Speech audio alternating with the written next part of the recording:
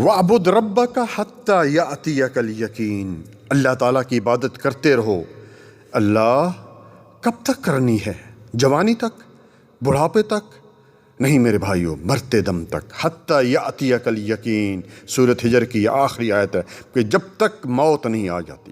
اور اگر کسی خوش نصیب کے منہ سے مرتے وقت یہ کلمہ توحید لا الہ الا اللہ جاری ہو جاتا ہے تو پھر کائنات کے امام جناب محمد رسول اللہ صلی اللہ علیہ وآلہ وسلم کی طرف سے خوشخبری سن لیجئے کہ من آخر کلامہ لا الہ الا اللہ من الدنیا داخل الجنہ، کہ جس کے منہ سے آخری وقت یہ کلمہ لا الہ الا اللہ نکل آیا اس کا ٹھکانہ جنت ہے۔ پیارے بھائیوں، رمضان المبارک شروع ہوا، ہم نے روزے رکھنے شروع کیے، پھر ہم لیلۃ القدر کو رمضان المبارک کے آخری عشر میں تلاش کرتے رہے، پھر ہم نے زکوٰۃ الفطر ادا کی، اور پھر نماز عید الفطر ادا کی، اور اب یہ شوال کا مہینہ شروع ہوا تو شوال کی یہ 6 روزے۔ دیکھیے کس طرح ایک عبادت کے بعد دوسری عبادت، اللہ سبحانہ وتعالیٰ کو یہ بات پسند ہے کہ بندوں کا اس کے رب کے ساتھ رابطہ رہے، رابطہ ٹوٹے نہیں۔ رسول اللہ صلی اللہ علیہ وآلہ وسلم نے فرمایا، اور یہ حدیث امام مسلم، ابو داؤد، نسائی، ترمذی اور ابن ماجہ میں ہے، سیدنا ابو ایوب انصاری رضی اللہ تعالی عنہ اس حدیث کے راوی ہیں۔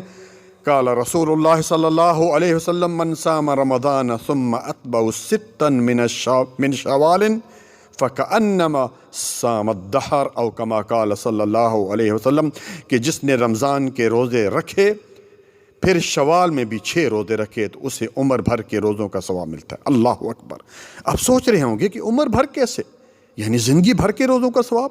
ہم نے تو صرف 30 روزے رمضان کے رکھے، اور 6 اگر یہ رکھ لیں 36 روزے پڑتے ہیں۔ پیارے بھائیو، آپ کو معلوم ہونا چاہیے کہ اللہ تعالیٰ کے ہاں ایک نیکی کا اجر 10 کے برابر ہے۔ یعنی ہم کوئی بھی ایک نیک عمل کرتے ہیں تو کم از کم اس کا اجر 10 کے برابر لکھا جاتا ہے۔ اور قرآن کریم میں ایک جگہ اللہ سبحانہ وتعالیٰ کا فرمان کہ اس کا اجر 10 سے لے کر اور 700 گنا بڑھا دیا جاتا ہے۔ مگر روزے کے بارے میں فرمایا کہ الصوم لی وانا اجزی بہ، کہ روزہ میرے لیے ہے اور اس کا اجر بھی میں دوں گا۔ اور سورۃ الانعام اس کی آیت نمبر 160 میں رب العالمین کا فرمان من جاء بالحسنۃ فلہ عشر امثالہا، جو ایک نیکی لے کے آئے گا اس کو 10 نیکیوں کا ثواب دیا جائے گا۔ سبحان اللہ۔ رمضان المبارک کے روزے آپ نے 30 رکھے اور ایک روزے کا اجر 10، اور 30 روزوں کا اجر کتنا ہو گیا؟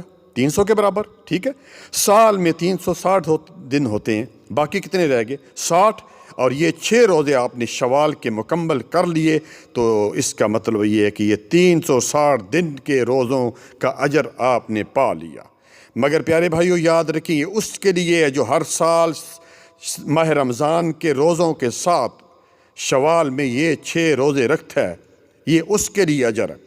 اب ایک سوال یہ ہے کہ روزے یہ جو شوال کے مہینے میں متواتر رکھے جائیں یا ایک دن چھوڑ کے، تو یہ متواتر بھی رکھ سکتے ہیں، ایک دن چھوڑ کے بھی رکھ سکتے ہیں، لیکن رکھنے اسی شوال کے مہینے میں ہیں۔ جس کے فرض روزے رہتے ہیں وہ بہتر ہے کہ وہ پہلے رکھ لے، لیکن اگر شوال کا مہینہ گزرنے کو جا رہا ہے ختم ہو رہا ہے تو وہ بعد میں فرض روزے بھی رکھ سکتا ہے۔ بہتر یہ ہے کہ ان روزوں کو پیر اور جمعرات کے روزوں کے ساتھ ملایا جائے، کیونکہ نبی صلی اللہ علیہ وآلہ وسلم نے فرمایا ترفع الاعمال یوم الاثنین والخمیس، کہ ہر پیر اور جمعرات کو اعمال اللہ تعالیٰ کے پاس پیش ہوتے ہیں۔ فأحب ان يعرض عملی وانا صائم، اور میں یہ پسند کرتا ہوں کہ جب میرا عمل پیش ہو تو میں روزے سے ہوں۔ اللہ اکبر۔ اسی طرح ایام بیز جو 13، 14 اور 15 ہیں اس کو بھی ساتھ ملا لیں تو اس کو آپ کو ڈبل اجر مل جائے گا۔